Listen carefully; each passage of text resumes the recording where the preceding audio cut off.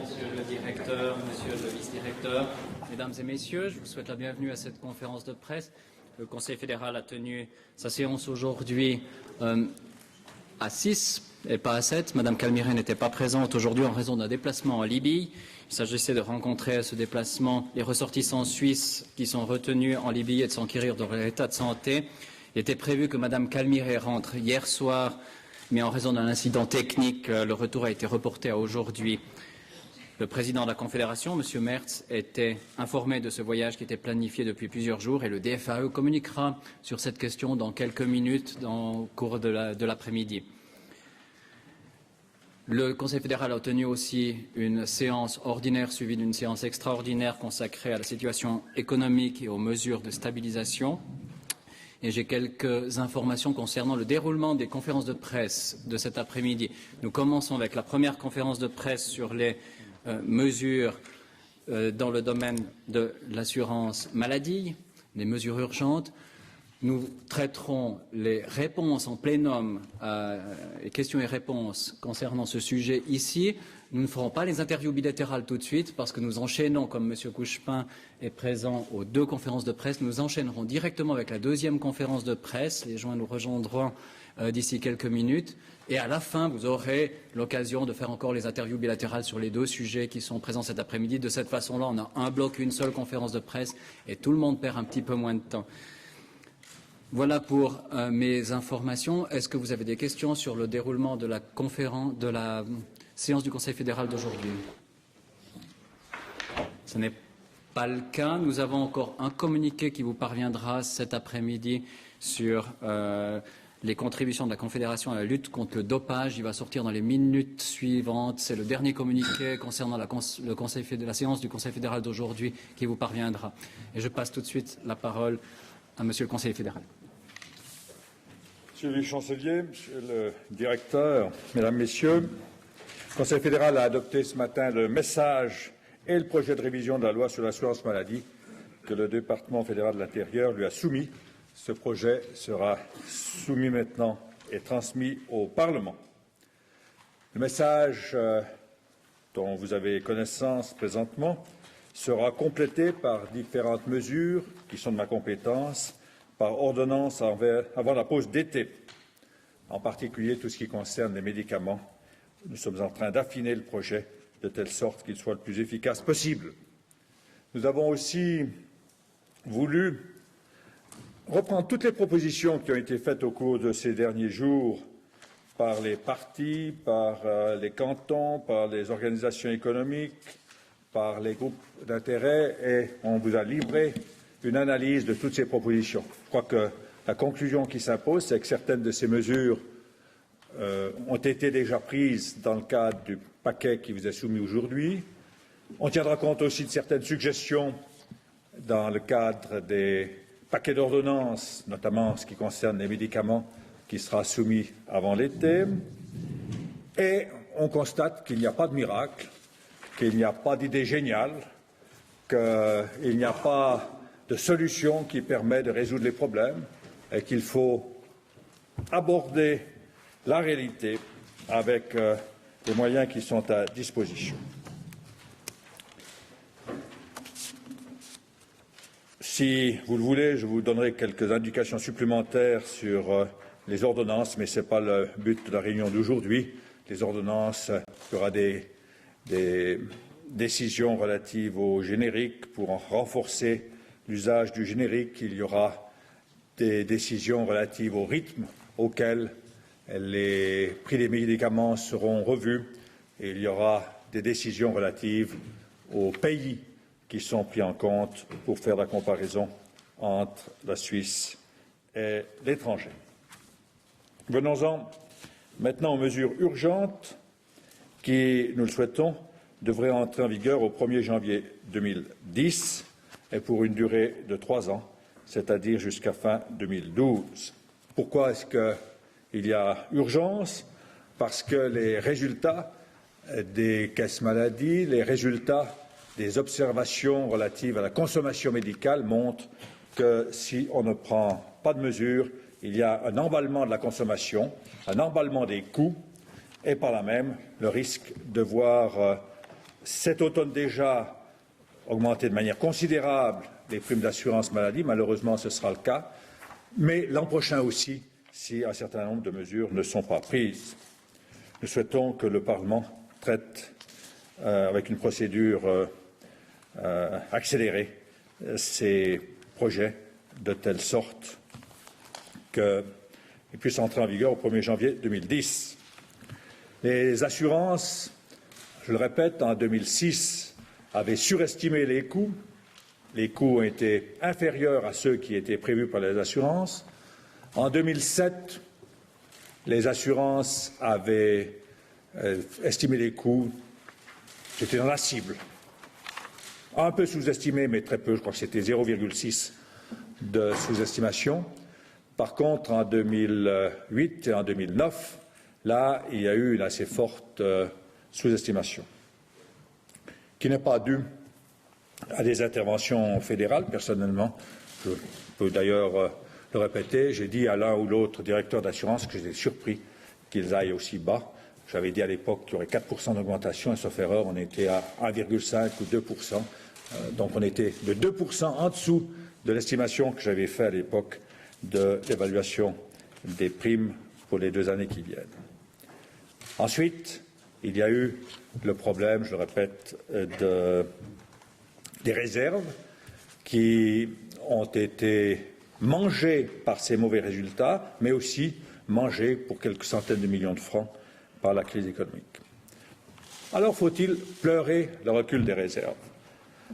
Les réserves, ce n'est pas une espèce de divinité qu'on cultive et qu'on respecte et qu'on essaie de faire grossir de plus en plus. Les réserves, elles sont aussi là pour servir dans des périodes difficiles. Or, nous vivons dans une période difficile où les estimations de coûts ont été moins faciles que d'habitude. Je ne veux pas avoir la réponse cynique qui consiste à dire s'ils avaient eu 1 milliard de plus de réserves l'année prochaine, ils auraient encore perdu plus d'argent à la bourse. Ce serait cynique et je ne veux pas le faire. Mais les réserves, elles servent finalement à couvrir des erreurs de prévision, des sous-estimations de prévision. Elles servent à cela. Je crois que c'est quelque chose de naturel et il n'y a pas lieu de s'intéresser là-dessus. Dans des articles, je vois des gens qui répètent sans arrêt, comme une sorte de leitmotiv liturgique, que tout vient des réserves. Mais non, les réserves, elles sont là pour être utilisées à certains moments. Et malheureusement, elles ont été utilisées actuellement. Et on est à la limite. Alors, en 2008, les assurances maladie ont bouclé avec une perte de 800 millions. Il semble que pour cette année, la perte sera de l'ordre de 1,4 milliard de francs, soit 7% du volume total des primes. Quelles sont les mesures qui sont préconisées? L'introduction d'un ticket modérateur de 30 francs. Cette contribution sera perçue pour toutes les consultations ambulatoires, sauf pour les enfants, les consultations en cas de grossesse, les campagnes de prévision organisées par la Confédération ou les cantons. 2 cautèles sociales. La première, c'est qu'à partir de la 7e consultation, cette contribution sera prise en compte par les assureurs, puis après épuisement de la franchise, remboursée sous déduction de la quote-part.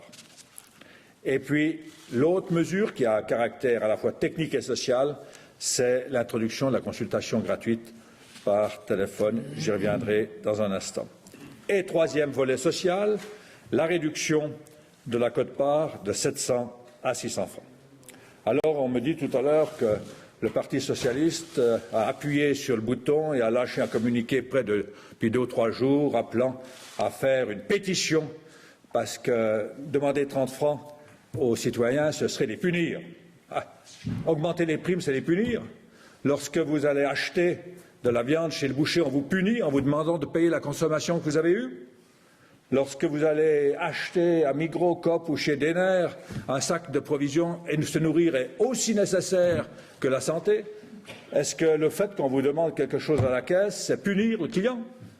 Enfin, on ne vit pas quand même dans un monde enfantin où tout peut se prélever sur l'arbre de cocagne et tout peut se prélever gratuitement. Et puis, à la fin, on s'étonne qu'il arrive un accident comme l'augmentation massive des primes.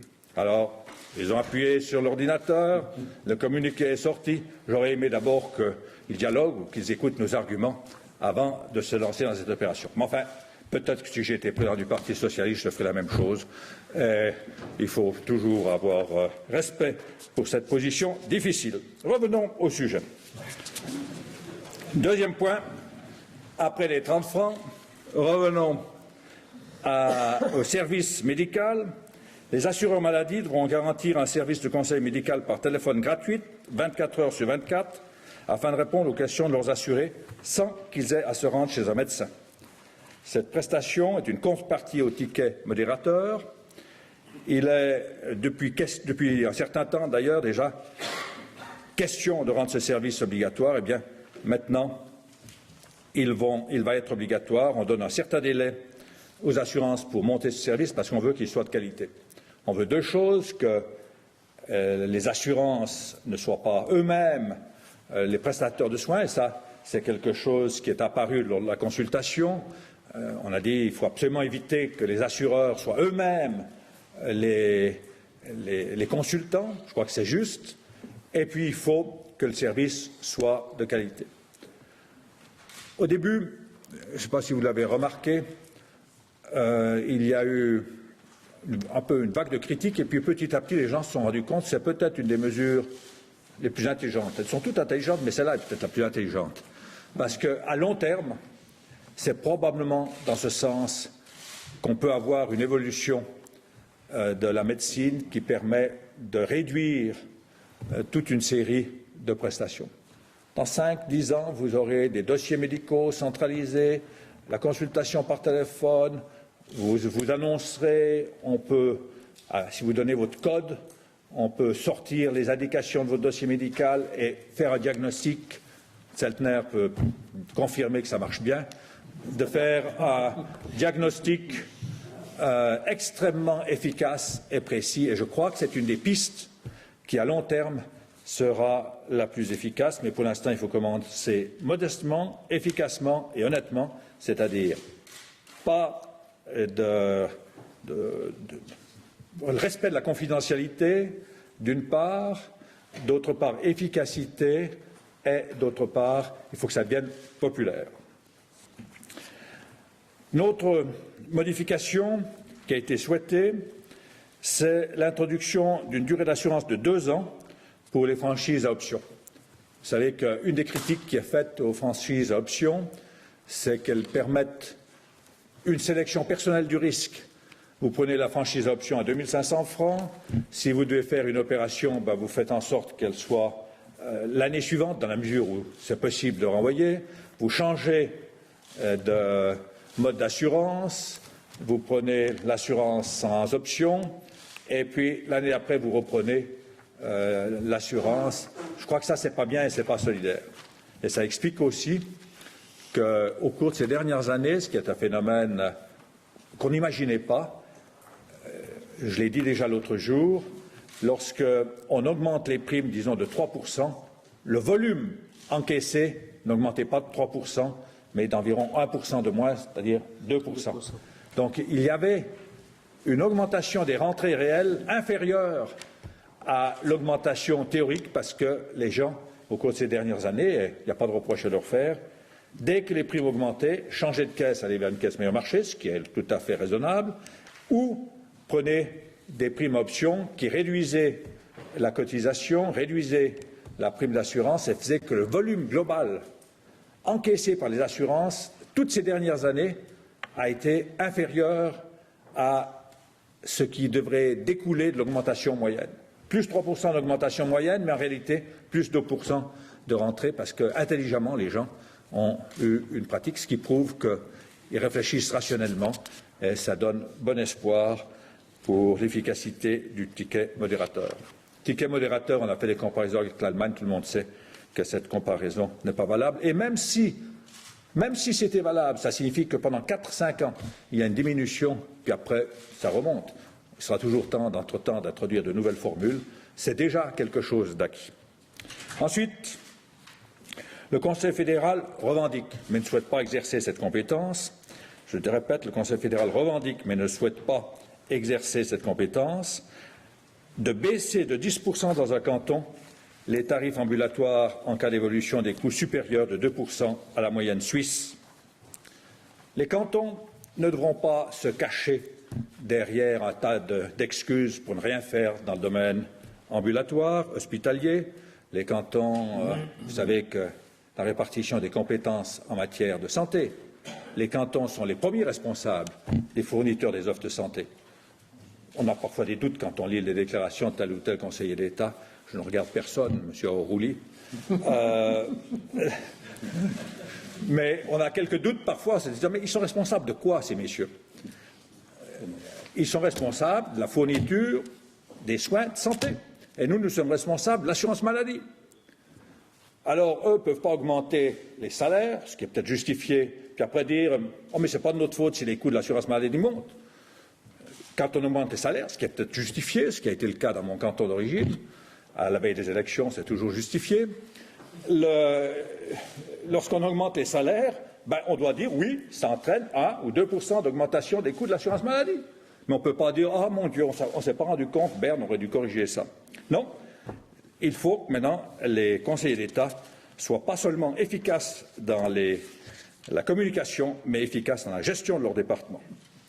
Ensuite, un monitoring mensuel du développement des coûts sera introduit à terme afin que le FSP puisse réagir rapidement en cas de développement inattendu des coûts et proposer des mesures adéquates. On ne veut pas forcer le rythme. Peut-être qu'au départ, on aura tous les 3 mois les informations et puis ensuite, avec le temps, quand c'est plus efficace, on va à 1 mois. Mais au début, on ne sera pas acharné à réunir des informations tous les mois. Enfin, le dernier point, c'est l'augmentation de la participation de la Confédération au subside des cantons. C'est 200 millions de francs qui seront débloqués en 2010. L'année prochaine, la situation sera revue en fonction de l'évolution des coûts, en fonction de la situation de la Confédération, en fonction aussi de l'évolution de la législation. Parce que si rien ne se passe au Parlement, la Confédération ne va pas continuer à mettre de l'argent. Je regardais quelle est cette troupe nombreuse qui attend là-devant. Ça, c'est Madame Lecraft. Ah, c'est l'état-major. Voilà.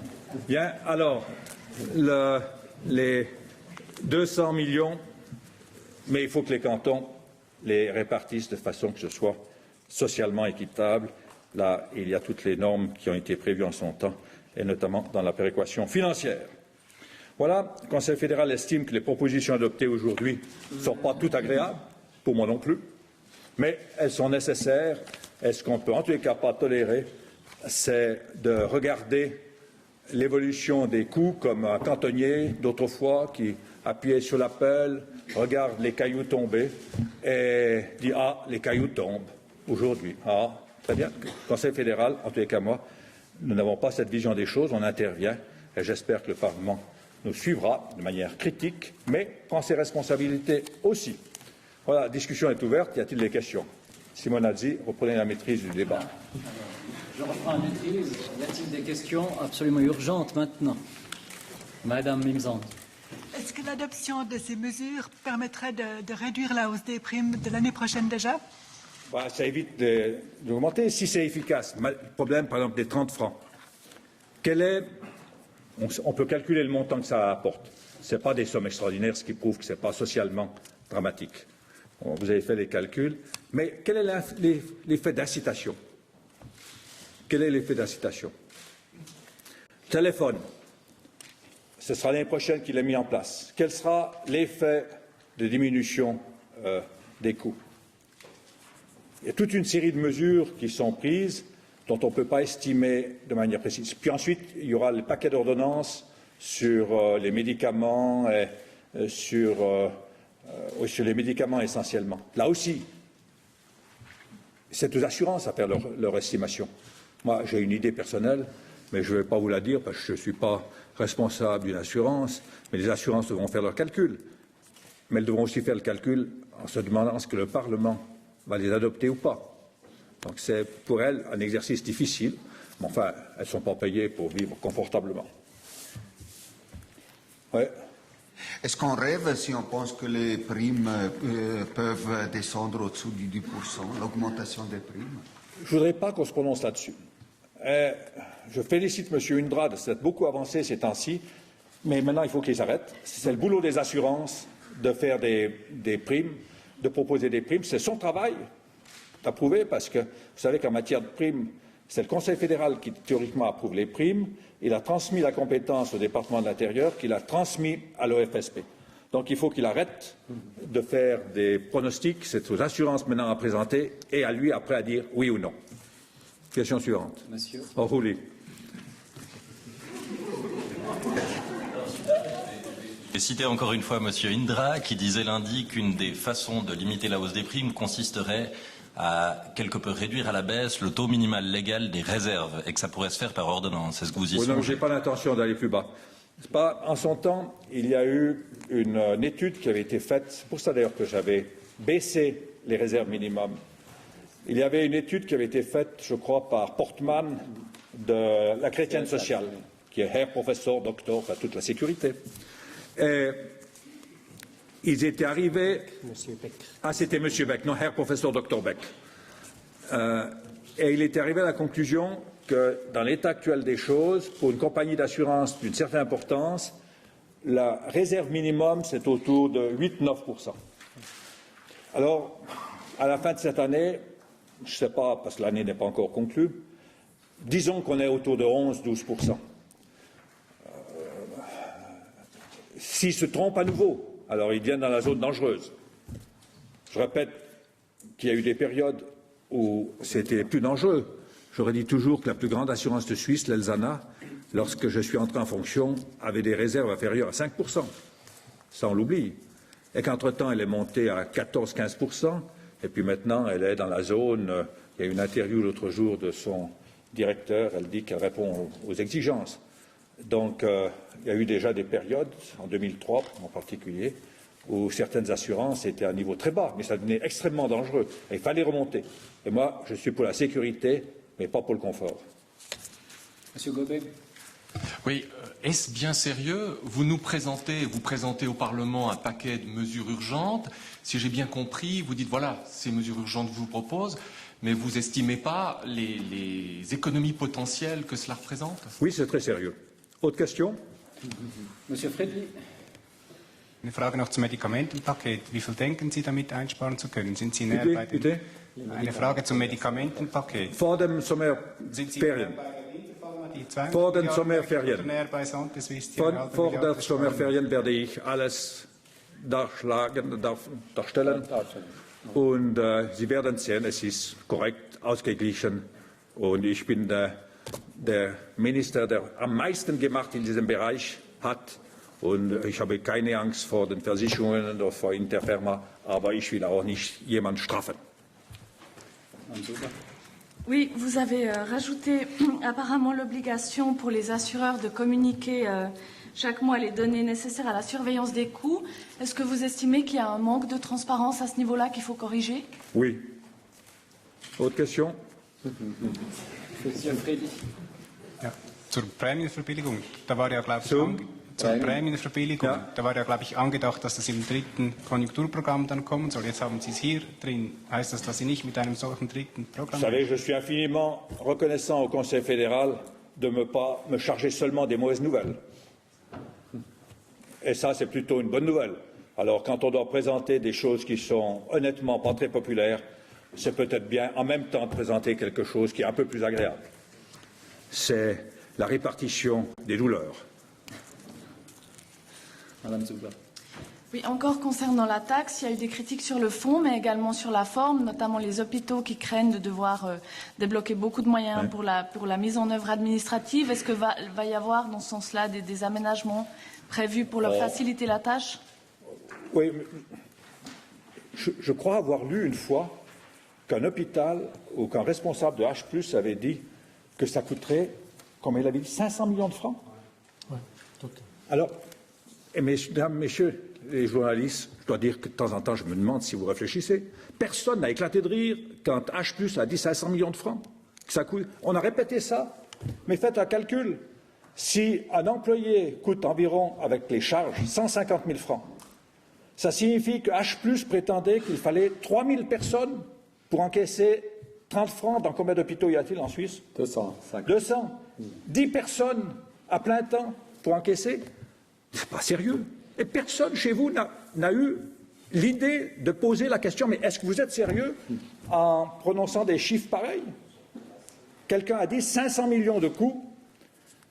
500 millions de coûts pour encaisser les 30 francs des hôpitaux. 3 000 employés supplémentaires. Écoutez, c'est le moment de changer la direction de certains hôpitaux. Autre question? Monsieur Gobet. Sur la question de cette nouvelle compétence de baisser les tarifs, est-ce que vous verriez, si vous aviez déjà la compétence, si la Confédération recevait déjà cette compétence immédiatement, la nécessité de l'utiliser aujourd'hui? Non, je crois vraiment que c'est quelque chose qui est l'arme finale. Là, je tiens à vous dire, je ne serai pas là encore 4 ans, mais aussi longtemps que je serai là, je dis, c'est aux partenaires tarifaires à négocier. Mais il faut quand même de temps en temps qu'il y ait la possibilité pour l'État d'intervenir si vraiment le jeu n'est pas joué correctement. Mais vraiment, c'est subsidiaire. Notre volonté, c'est d'intervenir le moins possible et peut-être jamais. C'est une arme qui est là à disposition pour des cas extrêmement exceptionnels. Nous n'avons pas l'intention d'intervenir dans ce domaine, mais il vaut mieux avoir un moyen de plus que pas assez. C'est pas avec ça qu'on va jouer. Si vous permettez, j'aimerais interrompre ici cette conférence. Intéressante discussion. Intéressante discussion. Vous avez l'occasion de poser des questions bilatérales. Je remercie messieurs Zeltner et Indra de l'Office fédéral de la santé publique qui vont céder leur place à nos prochains invités. Vous pouvez les interroger si vous voulez. Faites-les parler finalement.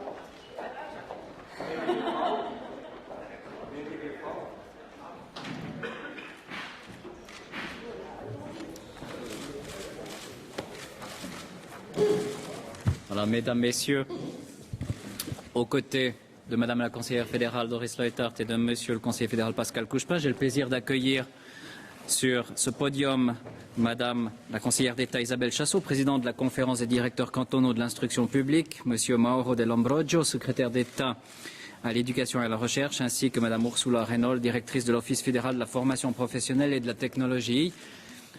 Madame Leuthard s'exprimera d'abord, ainsi que Monsieur Couchepin d'abord, Madame Leuthard et Madame Chassot en troisième position. Monsieur Couchepin, vous avez la parole. Madame la conseillère fédérale, Madame la présidente, ce secrétaire d'État, Madame la directrice, le Conseil fédéral a approuvé ce matin le projet élaboré par le département de l'Intérieur, le département de l'économie, de loi fédérale sur l'aide aux hautes écoles et la coordination dans le domaine suisse des hautes écoles. Il l'a transmis aux chambres fédérales avec le message qui l'accompagne. Une étape importante a été donc franchie sur la voie d'une politique suisse des hautes écoles qui veut préserver les qualités traditionnelles héritées du passé, proposer de nouvelles formes d'avenir, de coopération entre la Confédération et les cantons. Ce sont des textes qui découlent de l'article sur la formation, l'article constitutionnel adopté en 2006. La nouvelle loi est le premier des trois éléments constituant le futur cadre légal de la politique suisse des hautes écoles. Pour qu'elle puisse déployer ses effets, il faudra un concordat intercantonal sur les hautes écoles et une convention de coopération entre la Confédération et les cantons. Madame Chassot présentera ces deux dernières bases légales. Madame Chassot, par sa présence, témoigne de la bonne relation qui existe entre les collectivités responsables des hautes écoles, même s'il y a parfois des intérêts divergents. C'est en unissant les forces qu'on parviendra à faire de ce paysage universitaire suisse quelque chose à la fois d'efficace sur le plan de la qualité et sur le plan des coûts. La nouvelle loi est un outil de coordination et d'encouragement. Elle n'a pas d'incidence sur la compétence et la responsabilité des collectivités responsables. En ce qui concerne les écoles polytechniques, la loi souligne la place importante des deux écoles polytechniques dans l'espace suisse des hautes écoles, en les mentionnant expressément aux côtés des universités cantonales. L'autonomie de la Confédération en tant que collectivité responsable est garantie. Les écoles polytechniques sont dirigées et financées exclusivement par la Confédération en vertu de la loi sur les écoles polytechniques. Les écoles polytechniques participent à la coordination à l'échelle nationale et à l'assurance de la qualité par la Confédération et les cantons. Objectifs communs. La démarche conjointe de la Confédération et des cantons commence par la définition d'objectifs communs de la politique des hautes écoles à l'échelle nationale.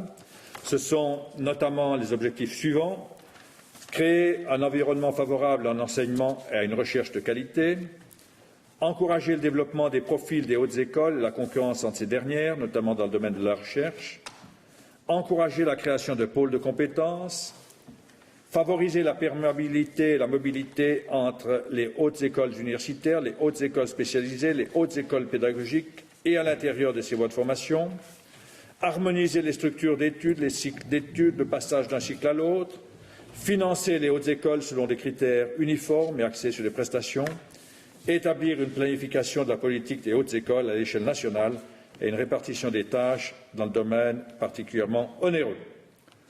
La loi prévoit aussi des articles concernant l'organisation. Le système fonctionnera de la manière suivante: une conférence plénière qui réunit tous les cantons.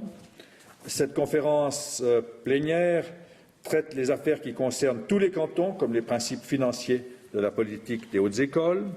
Ensuite, un conseil des hautes écoles qui comprend les représentants des cantons responsables d'une haute école. La conférence plénière et le conseil des hautes écoles sont présidés par un membre du Conseil fédéral. Comme il y a deux départements qui sont concernés, on a prévu qu'en principe, c'est le conseiller fédéral depuis le plus longtemps en charge qui présidera, avec l'espoir qu'il parte un jour, parce que quand il est longtemps en charge, c'est celui qui prend le premier, et ensuite le deuxième devient responsable de la présidence de ces hautes écoles. Alors vous savez, suivant la formule, que les papes finissent par mourir et les conseillers fédéraux finissent une fois par démissionner. Vous connaissez cette formule? On entre pape au conclave, on en ressort cardinal. Voilà. Tout arrive. Ensuite, donc il y a la conférence plénière, le Conseil des hautes écoles, la conférence des recteurs des hautes écoles suisses qui assure la coordination au niveau des hautes écoles. La conférence des recteurs prépare les affaires de la conférence des hautes écoles, notamment la planification de la politique des hautes écoles à l'échelle nationale et la répartition des tâches. Et puis un troisième organe qui est commun entre la Confédération et les cantons, c'est le Conseil suisse d'accréditation avec son agence suisse d'accréditation et d'assurance de la qualité. Voilà, ça paraît simple, mais ça a été difficile à mettre sur pied, mais je crois que les partenaires sont plutôt satisfaits du résultat. Merci, Monsieur le Conseiller fédéral. Madame la Conseillère fédérale. Ja, meine sehr verehrten Damen und Herren, es ist sicher unbestritten, dass Bildung, Forschung und Entwicklung zu den wichtigsten Bausteinen des Erfolges der schweizerischen Volkswirtschaft gehören. Und mit diesem neuen Gesetz wollen wir auch erstens mal den verfassungsrechtlichen Auftrag erfüllen, aber auch eben aus Bundessicht diesem Bereich die notwendige Bedeutung schenken und weiterhin in die Matière grise investieren. Heute werden rund 7 Milliarden jährlich in das Hochschulsystem Schweiz investiert. 200.000 Studierende jährlich schreiben sich an einer Hochschule ein, und mit dem Bologna-System, wo 46 Länder in Europa nun ein einheitliches Bewertungssystem kennen, ergibt sich auch eine hohe Mobilität der Studierenden. Das sind Herausforderungen, mit denen auch die Schweiz konfrontiert ist und mit dem auch ein Wettbewerb unter den Hochschulen zugenommen hat.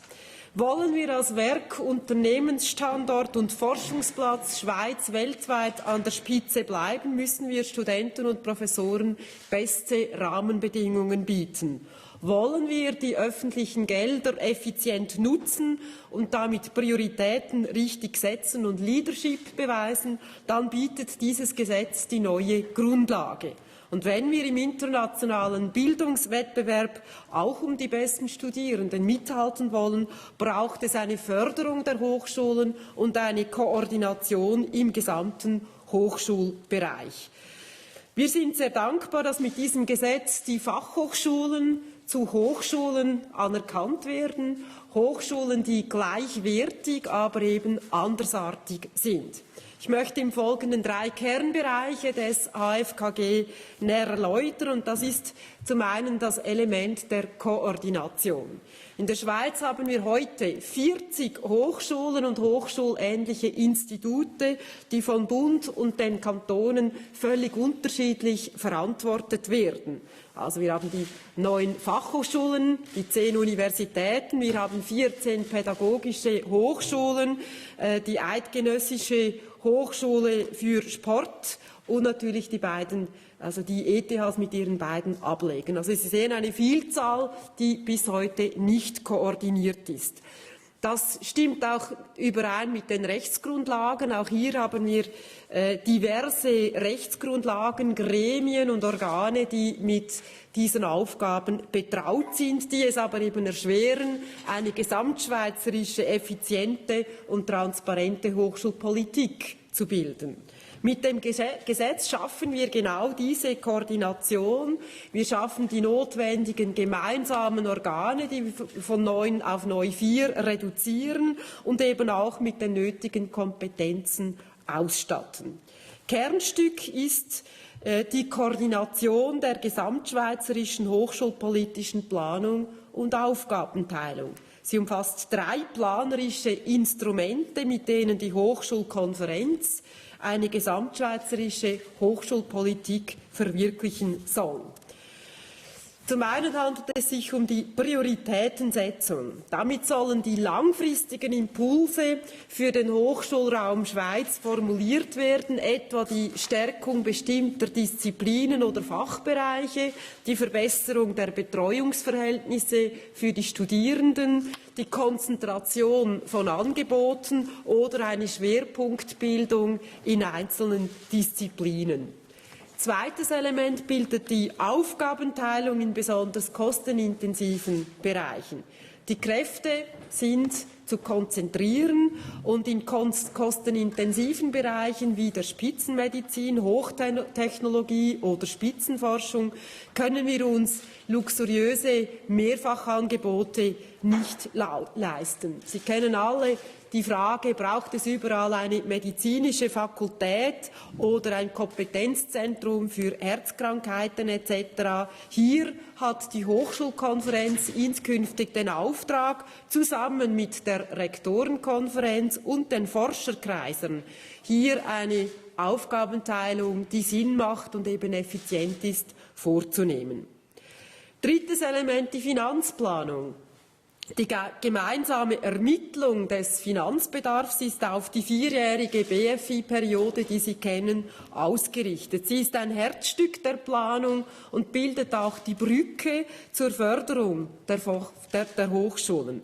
Sie stellt sicher, dass durch finanzielle Planungsvorgaben die Eckwerte festgelegt werden von Bund und Kantonen, dass die Aufwendungen der einzelnen Hochschulen zum ersten Mal aber auch transparent, gesamtschweizerisch offengelegt und damit vergleichbar gemacht werden. Und die Ziele der gesamtschweizerischen Hochschulpolitik mit den finanziellen Mitteln dazu im Einklang stehen und so eben ein wichtiges Planungsinstrument auch für die Politik bilden. Bei der Ermittlung des Finanzbedarfs für die kantonalen Universitäten und Fachhochschulen spielen die von der Hochschulkonferenz festgelegten Referenzkosten die zentrale Rolle. Diese Referenzkosten sind die Basis für die Berechnung der Grundbeiträge von Bund und Kantonen und das gab in der Planung natürlich auch entsprechend zu diskutieren.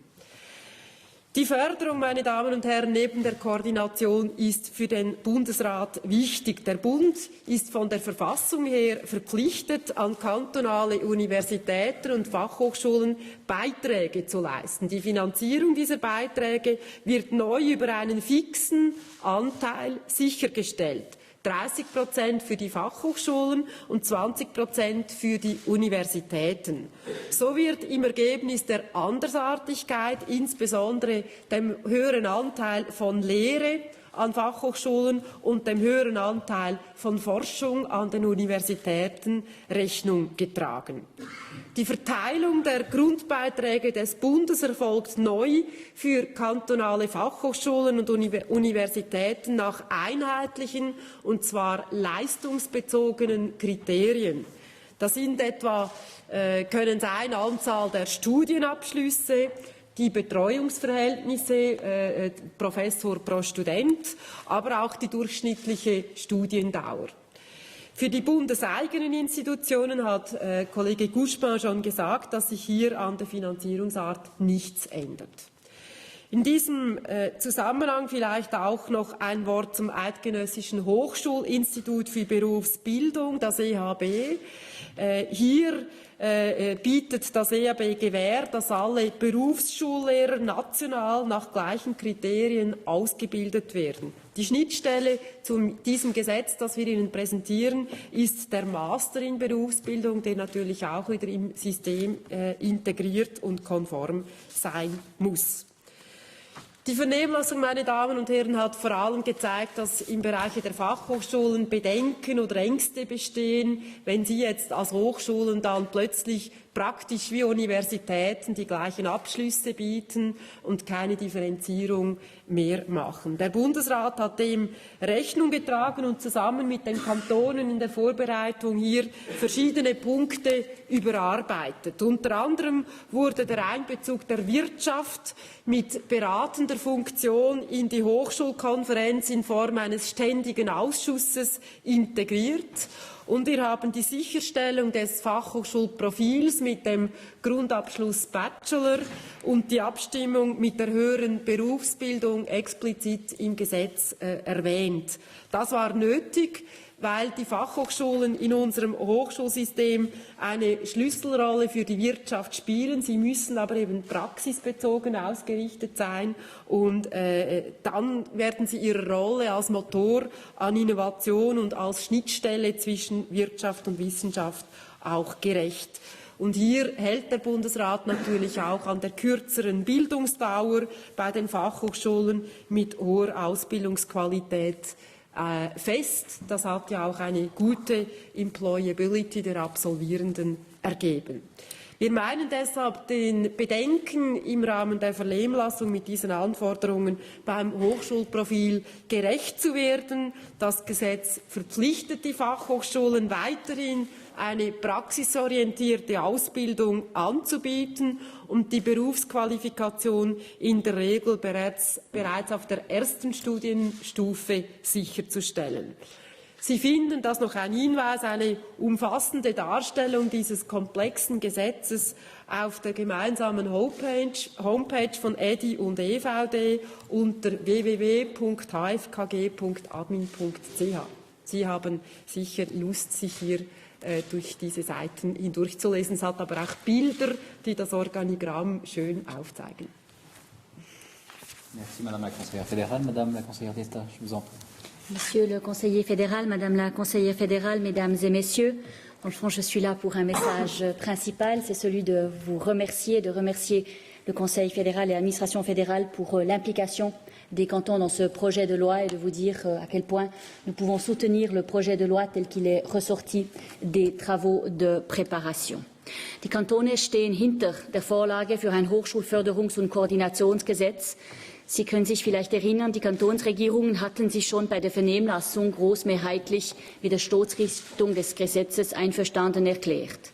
Das Gesetz ist unserer Meinung nach eine gute Umsetzung des Verfassungsauftrages, der Bund und Kantone dazu verpflichtet, den Hochschulbereich als Ganzes gemeinsam zu steuern. Du point de vue des cantons, la loi fédérale devait impérativement remplir certaines conditions et le texte proposé correspond à leurs attentes. Je voudrais relever ici rapidement les aspects les plus importants et j'en retiendrai 6. Tout d'abord, le pilotage unifié des divers types de hautes écoles est rendu possible avec le projet de loi. Les lois fédérales actuelles sur les universités et les hautes écoles spécialisées seront remplacées par une seule loi fédérale. Toutefois, et c'est important du point de vue des cantons également, les spécificités de chaque type de haute école demeurent.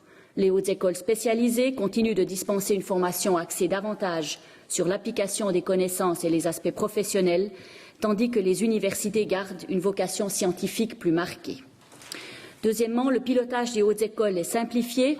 La fusion des textes de loi permet une nette diminution du nombre d'organes. Cela signifiera la fin de la conférence universitaire suisse, de la conférence suisse des HES, de la commission fédérale des HES et d'autres organes également, ainsi qu'une réduction de la densité législative pour les HES. Troisièmement, l'organisation de la conférence des hautes écoles est à notre avis judicieuse, notamment grâce à la composition des deux organes principaux. D'une part, l'ensemble des cantons sont impliqués dans l'assemblée plénière et d'autre part, le Conseil, plus réduit, permet une prise en compte appropriée des cantons où le nombre d'étudiants dans les hautes écoles est élevé en tenant compte de leur rôle respectif. Quatrièmement, la nouvelle formulation de la loi garantit un solide financement de base des hautes écoles par la Confédération. Monsieur le conseiller fédéral Couchepin aurait été déçu si je n'avais pas dit un mot sur le financement. À cet égard, il est nécessaire, comme le prévoit le projet de loi, que les taux de financement de la Confédération soient fixés dans la loi sur les hautes écoles. C'est déjà le cas aujourd'hui dans la loi sur les hautes écoles spécialisées et les accords intercantonaux de financement qui existent depuis de nombreuses années fixent eux aussi des contributions des cantons de manière fixe et obligatoire. Cinquièmement, le projet de loi contribuera grandement, et je crois que c'est un point aussi central, à l'assurance qualité au niveau du système en conférant un rôle plus important à l'accréditation en tant que telle. Et dernier point, La loi fédérale garantira l'autonomie des hautes écoles et des cantons qui assument la responsabilité de ces dernières. Si la loi réglemente le financement par la Confédération et les cantons, les hautes écoles et les cantons concernés conservent cependant leur autonomie. Il ne s'agit pas, et je crois que c'est important de le dire à l'intention des institutions, de dicter à chacune d'entre elles ce qu'elle doit faire ou ce qu'elle ne doit pas faire. La seule exception portera cependant sur les domaines particulièrement onéreux qu'il faudra encore décrire à travers l'ordonnance. Si vous vous souvenez, l'article constitutionnel parlait dans le message des accompagnants de la médecine ou de la recherche de pointe en sciences naturelles. Das Gesetz wird nicht zu einer Reform des schweizerischen Hochschulsystems führen, wenn man darunter verstehen würde, dass sich in der Ausgestaltung der Hochschulen etwas ändert wird. Vielmehr gewährleistet das neue Gesetz, dass die Hochschulen ihre typenspezifischen Eigenheiten bewahren können. Verändert und vereinfacht wird auf der Ebene der gesamtschweizerischen politischen Steuerung und nicht auf der Ebene der Hochschulen oder der Ausbildungen. Oder anders gesagt, Dozierende und Studierende sind von diesen Veränderungen nicht direkt betroffen. Es ist staatsrechtlich und bildungspolitisch etwas gänzlich Neues, dass die Bundesverfassung den Bund und die Kantone ausdrücklich beauftragt, einen Bereich des Bildungswesens gemeinsam zu steuern. Mit dem Gesetz ist aber noch nicht ganz alles gemacht. Monsieur le conseiller fédéral l'a rappelé, ce sont la Confédération et les cantons qui ont la responsabilité de piloter ensemble le système et les cantons devront à leur tour préparer un certain nombre de bases légales. Si la Confédération l'a fait maintenant dans la loi fédérale, les cantons le feront maintenant dans un concordat sur les hautes écoles, puis Confédération et cantons ensemble dans une convention de coopération. Il est clair que la loi fédérale a la priorité et c'est important, nous en avons besoin, parce que le concordat devra évidemment prendre en compte les principes définis dans la loi fédérale, que ce soit au niveau du pilotage ou au niveau en particulier des principes de financement, ainsi qu'au niveau des décisions pour la planification.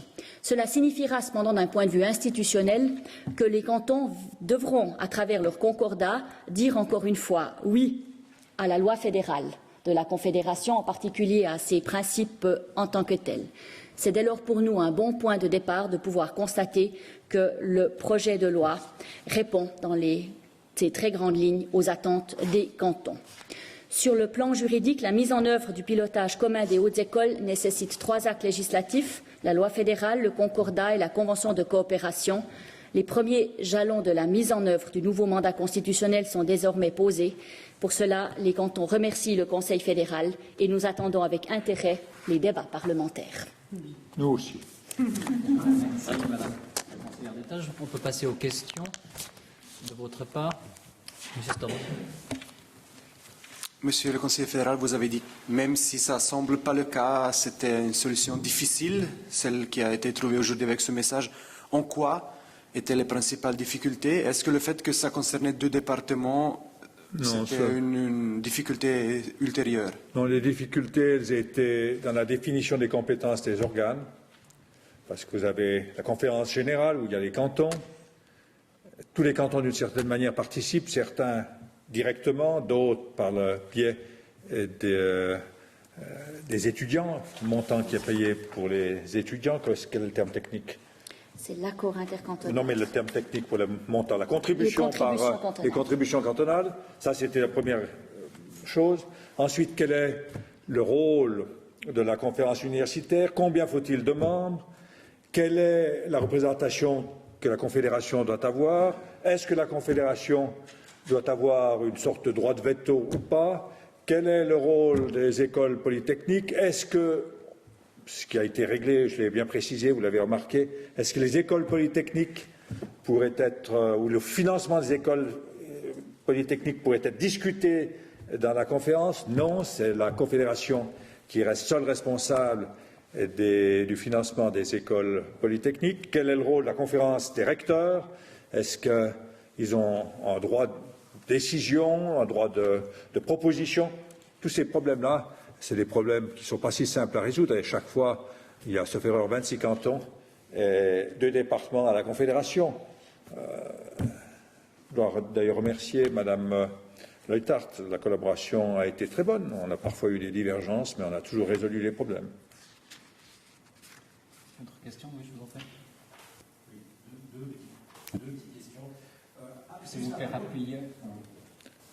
À propos des EPF, on comprenne bien, puisqu'il y aura toujours le Conseil des EPF, et vous dites, M. Couchepin, que le financement sera toujours direct de la Confédération des EPF, en quoi seront-elles touchées par la nouvelle conférence? Qu'est-ce qui pourrait se discuter dans cette conférence? Il y a des discussions, par exemple, sur certains domaines. Est-ce que, lorsque les EPF disent tel domaine ne nous concerne pas ou peu, est-ce que d'autres sont d'accord de le reprendre? C'est le point essentiel. Et il y a aussi des collaborations plus étendues qui peuvent être faites avec les universités. Et comment ça fonctionne? Est-ce qu'on encourage les universités à faire en parallèle aux écoles polytechniques des chaires dans tel ou tel domaine? Ou est-ce que tout ce genre de choses, c'est important. Aujourd'hui, ça se discute de manière informelle. Il y aura à l'avenir cette conférence. Alors, une des questions qui avait été posée à un moment, c'était que l'école polytechnique aurait souhaité avoir un représentant au sein de la conférence des hautes écoles, c'est-à-dire là où les cantons universitaires sont représentés. Puis on a dit non, l'école polytechnique est représentée par la Confédération et cet organe est uniquement composé de magistrats, c'est-à-dire de représentants des collectivités publiques, et pas ni de la conférence des recteurs, ni du Conseil suisse, du Conseil des écoles polytechniques. Oder vielleicht noch als Ergänzung, wenn es die Koordination geht, der Ziele, auch der Akkreditierung, das betrifft inskünftig alle Hochschulen, nicht aber die Förderung, genau diesen Finanzierungsteil. Und insofern muss man immer unterscheiden, Förder- oder Koordinationsfrage. Vous aviez une deuxième question? Oui, alors plutôt à Mme Chassot, je pense, puisqu'il y aura des débats dans les cantons, qu'il faudra traduire, dans le Concordat notamment. On est évidemment au début de la démarche, mais est-ce qu'il faudrait s'attendre à des oppositions du même type que celles qui sont apparues finalement sur Armos? Je ne le crois pas dans la mesure où nous avons déjà actuellement un concordat en soi sur les hautes écoles, mais qui porte essentiellement sur les questions des principes financiers des contributions cantonales en tant que telles. Donc nous ne lâcherons évidemment pas la proie pour l'ombre avant d'être assurés d'avoir un concordat qui puisse remplir l'unanimité, parce que nous devons avoir l'unanimité des cantons dans ce domaine-là. C'est important pour que nous puissions assurer la mobilité de l'ensemble des étudiants sur le territoire suisse. En soi, dans la mesure où les principes constitutionnels sont justement inscrits dans la Constitution qui porte sur ces aspects, dans la mesure où la loi fédérale aura passé devant le Parlement, puis je pars de l'idée, sera entrée en vigueur, si elle est de cette manière-là, on ne peut jamais exclure un référendum, mais disons, sera acceptée en tant que telle, et que nous devrons reprendre ces principes. La Constitution nous y obligera. Je suis assez optimiste sur ces questions qui, d'une certaine manière, pourront être ressenties de manière assez, si vous voulez, de mise en œuvre. Ce qui est le plus important, et ça me paraît de pouvoir le dire, en regard de ce que la Confédération fait pour les écoles polytechniques. La loi fédérale ne touche pas l'autonomie en tant que telle des hautes écoles, aussi des hautes écoles universitaires et spécialisées dans leurs termes de fonctionnement, dans leurs termes aussi d'organisation en tant que telle. Donc là, je ne vois pas l'obstacle qu'il pourrait y avoir avec un concordat à travers les cantons. L'élément central qui sera discuté et qui donnera lieu à des arbitrages, c'est évidemment le volet financier dans le concordat aussi. Et là, comme je l'ai dit, on a déjà une base aujourd'hui que nous n'abandonnerons pas avant d'avoir la sécurité que la base suivante sera acceptée.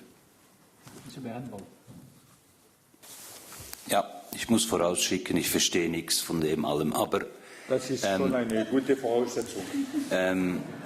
Sie haben von einer Anzahl Hochschulen in der Schweiz gesprochen, Frau Leuthardt. Ich glaube, 40 haben Sie genannt. Jetzt gibt es doch, wenn ich recht orientiert bin, ganz viele private, sich Universitäten nennende Schulen, die zum Teil auch Doktortitel abgeben und so weiter. Inwiefern hat dieses Gesetz mit denen zu tun? Wird dieser Titel nicht geschützt und so weiter? Das würde mich wundern. Ja, das ist ein wichtiges Thema, das Sie ansprechen. Also künftig können Sie einen geschützten Titel oder auch nur schon den Namen Universität oder Fachhochschule nur führen, wenn Sie akkreditiert sind. Das ist eben dieses dritte Organ, die gemeinsame Akkreditierung. die die Qualität natürlich sicherstellt und aber auch für die Studierenden dann den Titelschutz, den Diplomschutz sicherstellt. Und das ist ein ganz wesentliches Element dieser Vorlage mit der Akkreditierung. Zwar die Möglichkeit, dass auch Private eine Universität führen können. Wir haben heute im Bereich der Fachhochschulen, kennen wir das bereits von 2 privaten Fachhochschulen, die funktionieren bestens, aber sie brauchen die Akkreditierung und damit ist es auch quasi konsumentenfreundlich, weil damit der Titelschutz gewährleistet ist. Also mit anderen Worten, bisher gab es da keine Regulierung und da konnte jeder eine Schule eröffnen an irgendeinem Seeufer. Ja, bisher gab es das nur im Fachhochschulbereich, im Universitätsbereich hatten wir das bisher nicht. Ist eine Verbesserung. Mais il y a des lois cantonales. Pour les universités, c'était prévu dans un certain nombre de lois cantonales déjà, où il y avait une certaine protection du titre et du mot université en tant que tel, mais il n'y avait pas une réglementation qui était durchwegs applicable dans l'ensemble du pays.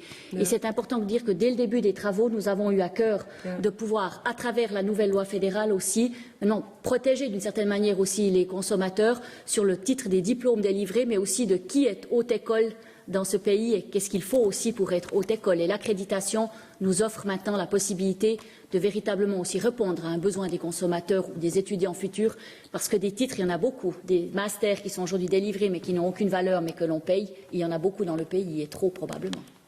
Jetzt habe ich noch eine Nachfrage. Das bedeutet also das Ende für viele dieser Schulen. Nein, so können Sie das schon nicht sagen. Sie können alle diese Akkreditierung erreichen und wenn Sie die Standards erfüllen, die Qualität erfüllen und wir gehen davon aus, dass die meisten das tun werden und auch können, dann haben Sie keine Veränderung auf dem Markt. Voilà. Monsieur Storr, une dernière question. Ouais, je suis désolé. Toute dernière question en ce qui concerne les bourses d'études, vu que la loi ne prévoit pas, on ne parle pas d'harmonisation, ce qui était quand même demandé. Est-ce qu'au niveau des cantons, vous êtes déjà en train d'élaborer une véritable harmonisation et à quel point est-on là? Je vous rappelle d'abord que dans la loi fédérale, en fait, sur l'harmonisation des bourses, il avait été, le cas échéant, prévu qu'il y ait une forme d'harmonisation en matériel que le Parlement, au dernier moment, n'avait plus voulu dans le domaine de la mise en œuvre de la RPT en tant que telle. Les cantons sont en train de préparer un concordat sur les bourses et les subsides de formation qui comprend un certain nombre d'éléments d'harmonisation, non seulement formels, mais aussi matériels. Nous sommes avant la deuxième lecture. Je suis relativement optimiste sur le fait que nous arriverons à présenter un concordat sur les bourses. Je ne ferai en revanche pas de prévision sur la durée ensuite de ratification parce que c'est un vrai dossier dans lequel c'est un peu do ut des. Dans le fond, l'intérêt majeur des cantons, il est d'assurer une forme de soutien vraiment à ses propres étudiants. Mais dans le fond, un certain nombre vont évidemment devoir aller à un standard plus élevé que celui qu'ils ont maintenant, ce qui fait que nous n'entrons peut-être pas dans une très bonne période en particulier dans les finances publiques pour pouvoir passer un tel concordat avec succès dans un certain nombre de cantons. Mais il y a une volonté de la part des cantons d'aller de l'avant. Je vous l'ai dit, nous avons déjà eu la première lecture sur cet objet. Mesdames, Messieurs, nous concluons cette conférence de presse ici. Vous avez encore la possibilité en bilatéral de clarifier une toute dernière question si c'est nécessaire. Je vous en prie, venez.